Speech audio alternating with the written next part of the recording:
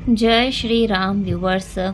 इससे पहली वाली वीडियो में शिव जी और माता पार्वती जी के विवाह की कथा आपसे कही। चलिए आइए आगे की कथा करते हैं। जब शिव जी कैलाश पर आ गए तब देवता अपने अपने लोक को चले। महादेव जी पार्वती जगत के माता पिता हैं, इस कारण से मैंने उनके बनाव श्रृंगार का वर्णन नहीं किया। महादेव जी पार्वती जी भांति भांति के भोग विलास करते हुए अपने गणों के साथ कैलाश पर रहने लगे।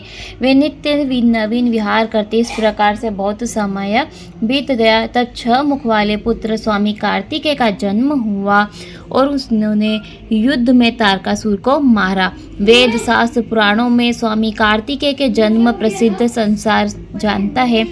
स्वामी कार्तिकेय के जन्म कर्म प्रताप महापुरुषार्थ को संसार जानता है। अतः मैंने महादेव जी के पुत्र का चरित्र संक्षेप में कहा। महादेव पार्वती जी के विवाह की कथा को भी जो नर नारी गावेंगे कहेंगे वे शुभ कार्य और विवाह आदि मंगलों में सदा ही सुख पावेंगे। देखिए यहाँ पर साफ साफ लिखा हुआ है, जो कोई भी महादेव जी पार्वती जी के विवाह की कथा को गाएंगे कहेंगे सुनेंगे, उनके सभी कार्यों में विवाह में मंगल ही मंगल होगा। गिरजापति महादेव जी के चरित्र समुद्र के समान है, वेद भी उनका पार नहीं पाते। फिर मंद बुद्धि गवार तुलसीदास का वर्णन कैसे कर सकता है। शिव जी के रसपूर्ण सुहावने चरित्र सुनकर के भरद्वाज मुनि बहुत ही सुखी हुए। कथा सुनने की लालसा बहुत बढ़ गई। आंखों में आनंद के आंसू भरा और रोमावली खड़ी हो गई।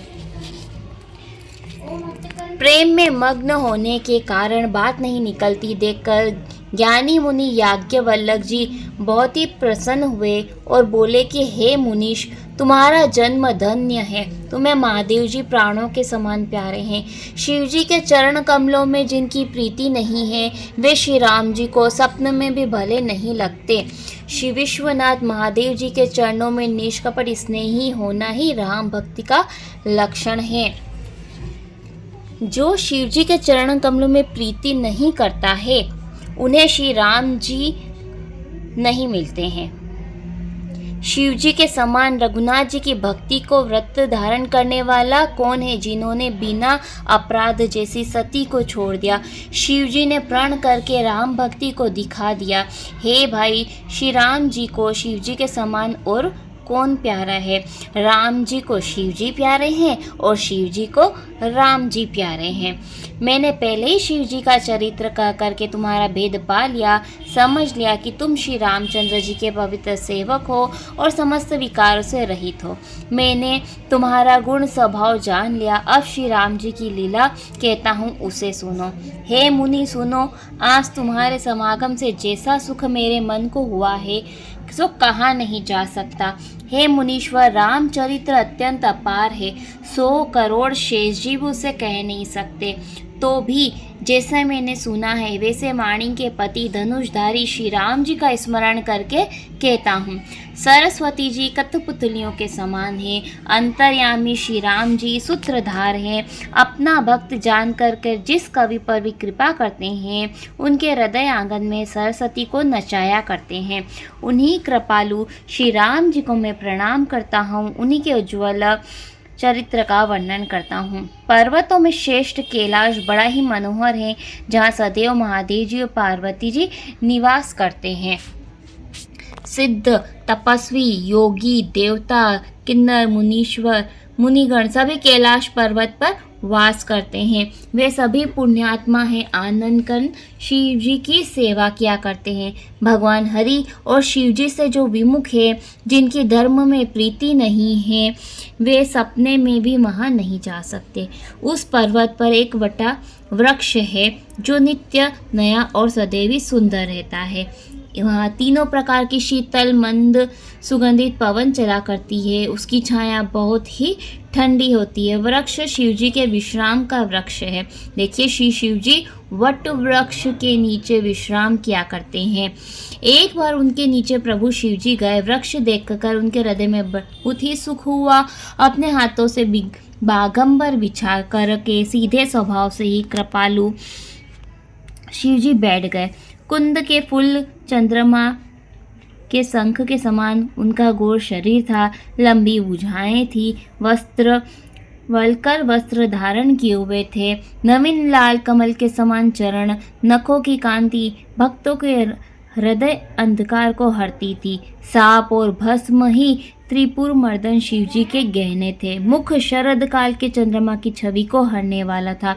जटाओं का मुकुट बनाए हुए, सिर पर गंगा जी विराजमान है, विशाल कमल के समान नेत्र हैं, नीले कंठ वाले, सुंदरता के भंडार, मस्तक पर द्वितीयमा का चंद्रमा शोभायमान है।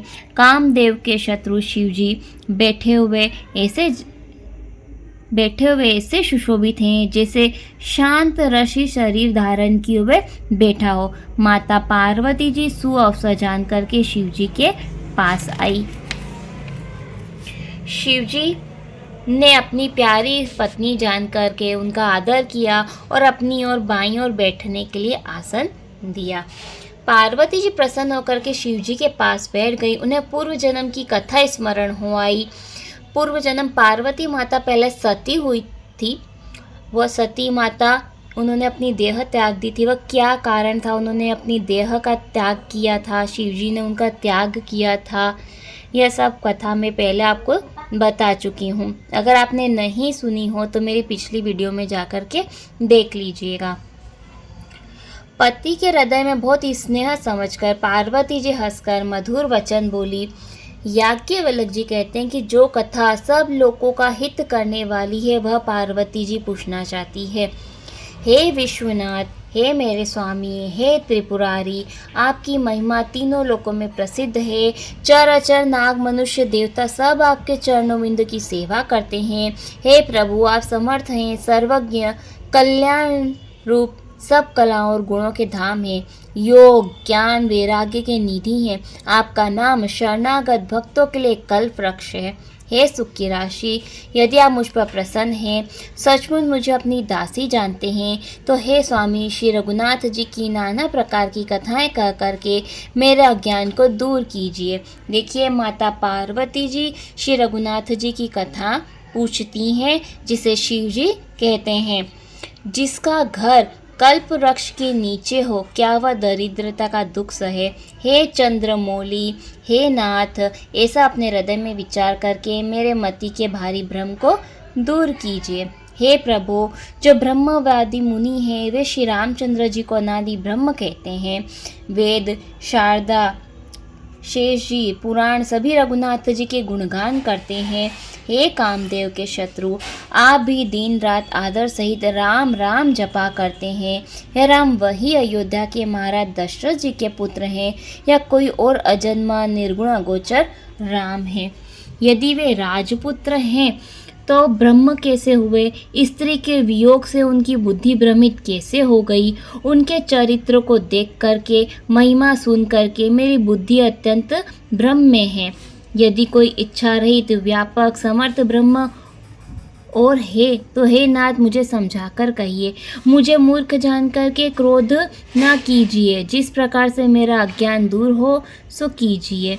मैंने वन में श्री राम जी की प्रभुता देखी थी, पर डर से बहुत ही व्याकुल होकर बात आपको नहीं सुनाई। देखिए, माता यहाँ कहती है, जब माता सती जी ने सीता जी का रूप धारण किया था तब उन्होंने श्री राम जी की प्रभुता देखी थी। यही बात माता शिवजी से कह रही हैं। तो भी मलिन मन होने से मुझे बोध न हुआ, उसका फल मैंने अच्छी तरह से पाया। अब भी मेरे मन में कुछ संदेह है, मुझ पर कृपा करिए। मैं हाथ जोड़ करके विनती करती हूँ। हे प्रभु, मुझे आपके उस समय बहुत प्रकार से समझाया था, यह समझ करके हे नाथ क्रोध न कीजिएगा। पहले जैसा अज्ञान अब मुझ में नहीं है। राम कथा सुनने की मन में रुचि है। हे नागराज भूषण, हे देवताओं के स्वामी, आप श्री राम जी के गुणों की पवित्र कथा कहिए। मैं पृथ्वी पर सिर रख करके आपके चरणों में प्रणाम करती हूँ, हाथ जोड़ करके विनती करती हूँ। श्री राम जी का निर्मल यश वेदों का सिद्धांत सारांश में वर्णन कीजिए। देखिए, माता पार्वती जी शिव जी से विनती करती हैं कि मुझे राम जी के चरित्र सुनाइए। इस प्रकार से शिव जी कथा का आरंभ करते हैं। वो आगे वाली वीडियो में मैं आपको बताऊंगी। आज के लिए इतना ही।